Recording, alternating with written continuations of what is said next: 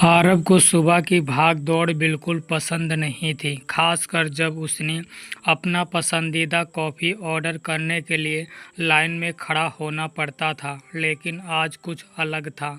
दलित beans cafe की लंबी line में खड़ी होकर भी उसके चेहरे पर एक अजीब-सी शांति थी। उसकी आंखें के सामने वही लड़की पर टिकी थी, अपने लैपटॉप पर कुछ काम कर रही थी और बीच-बीच में मुस्कुरा देती थी।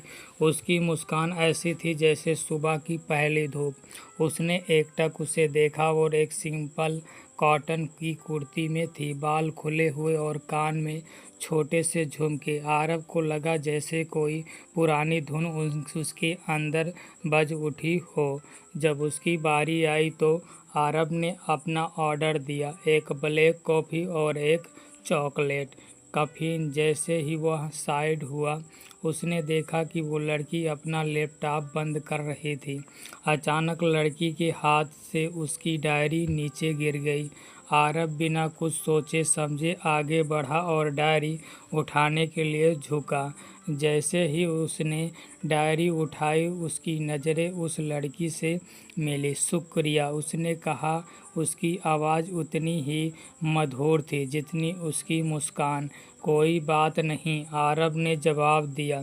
बस मुझे लगा कि आपकी कहानियाँ को ज़मीन पर नहीं होना चाहिए। लड़की हंस पड़ी। तो आप जानते हैं कि इसमें कहानियाँ हैं? उसने पूछा, भौवे चढ़ते हुए सिर्फ अंदाज़ा लाया। आरव ने मुस्कुराते हुए कहा, क्योंकि आपकी मुस्कान बहुत कुछ कहती है। उसका नाम किया था। वो एक लेखिका थी और अक्सर उसी कैफ़े में काम करने आती थी। आरव एक ग्राफिक डिज़ाइनर था जो अपने नए प्रोजेक्ट के लिए प्रेरणा ढूंढ रहा था। उस दिन उनकी कॉफ़ी ठंडी हो गई थी, लेकिन उनकी बातचीत गर्मजोशी भरी थी। अगले कुछ हफ्ते तक दलित बीन्स कैफ़े उनका पेंटिंग पॉइंट बन गया। किया उसे अपनी कहानियाँ सुनाती और आरव उसे अपने डिज़ाइन दिखाता। वो एक दूसरे के काम में, एक दूसरे के सपनों में खो गए। उनकी मुलाकातें सिर्फ कॉफ़ी पीने तक सीमित नहीं थी, बल्कि एक दूसरे की दुनिया को समझने तक फैल गई थी। एक दिन जब किया अपने एक नई कहानी सुन रही थी, तो आरव ने उसे रोका।